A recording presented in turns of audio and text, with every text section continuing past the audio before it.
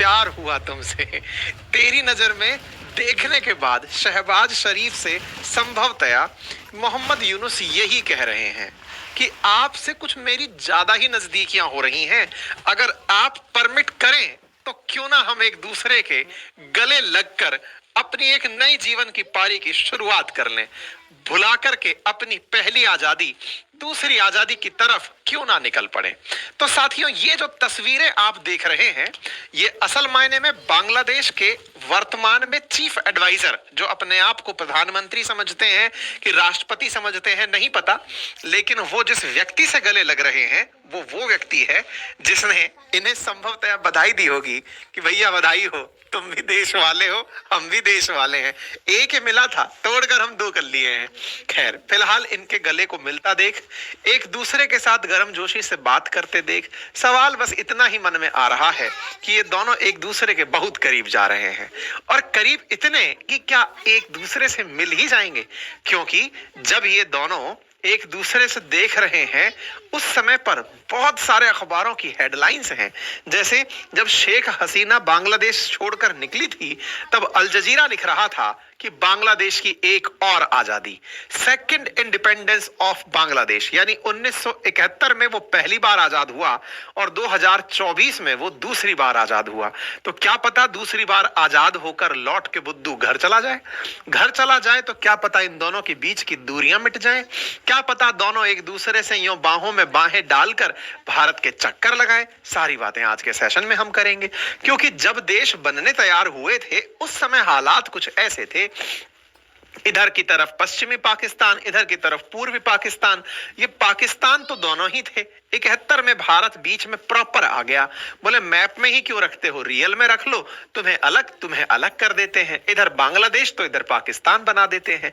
लेकिन साहब, अब भारत को ये साथ में से निकाल कर एक दूसरे के बिल्कुल गले में लिपट कर मिल रहे हैं। ये जो नजारा आप देख रहे हैं ये कहीं और का नहीं, कायरो का है। अरे मैं कायर नहीं बोल रहा हूं, कायरो बोल रहा हूं, कायरों का नहीं भाई। कायर कह करके शर्मिंदा ना करें जिनके 93,000 सैनिक सरेंडर किए हो। कायर बोल करके हम मजाक मुंह पे थोड़ी करेंगे। अरे हम इनकी थोड़ी बात कर रहे हैं जो ये कह रहे हैं कि भारत वालों ने तो मात्र सहयोग किया था और कुछ नहीं था। खैर चलिए, कोई बात नहीं।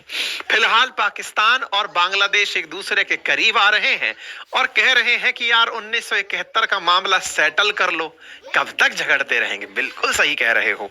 लौट के बुद्धू घर को आ जाए तो उसे मोहम्मद यूनुस कहते हैं। ऐसे में भारत जैसे देश तो केवल सहयोगी कहलाते हैं। हम इन सारे देशों की बातों को ढंग से करेंगे, क्योंकि कुछ ही समय पूर्व इन्होंने जिस तरह से बांग्लादेश की आजादी में नया बाप ढूंढ लिया है। मैं बाप की बात को बहुत अच्छे से कह रहा हूं। मैं इसलिए कह रहा हूं क्योंकि मैंने 2 दिन पहले एक सेशन किया था जब बताया था कि 16 दिसंबर 1971 को जब बांग्लादेश पूर्णतया आजाद हुआ, जिस पर भारत विजय दिवस मनाता है, उस दिन ये लोग भूल गए थे मुजीबुर रहमान को। वही मुजीबुर रहमान जिसने इन्हें नए देश का नाम दिया था, ये भूल गए थे उस आदमी को। अब हो सकता है कि बांग्लादेश अपनी नई आजादी सेलिब्रेट करते हुए नए अब्बा का नाम याद रखे, जिसका नाम मोहम्मद यूनुस है, जिसने एक भी चुनाव नहीं लड़ा, जिसको जनता ने कभी नहीं चुना। डेमोक्रेसी के नाम पर दुनिया जो खेला देख रही है बांग्लादेश में, हो सकता है कि ये नया ही अध्याय घड़ दे, क्योंकि पाकिस्तान बांग्लादेश की तर्ज पर नहीं अपना अलग रवैया रखता है। लोकतांत्रिक रूप से चुनी हुई सरकारों को आज तक 5 साल पूरे नहीं करने दिए हैं पाकिस्तान ने। वो अपने देश में ही सेना शासन खेलता रहता है। बांग्लादेश लेकिन एक कदम आगे निकल गया। एक नोबल शास्त्री को जिसने कुछ नहीं किया, केवल अमेरिका की कही बातें मानी और बांग्लादेश की सत्ता में बैठ गया। आज वो व्यक्ति वापस से पाकिस्तान के साथ बैठ करके मामले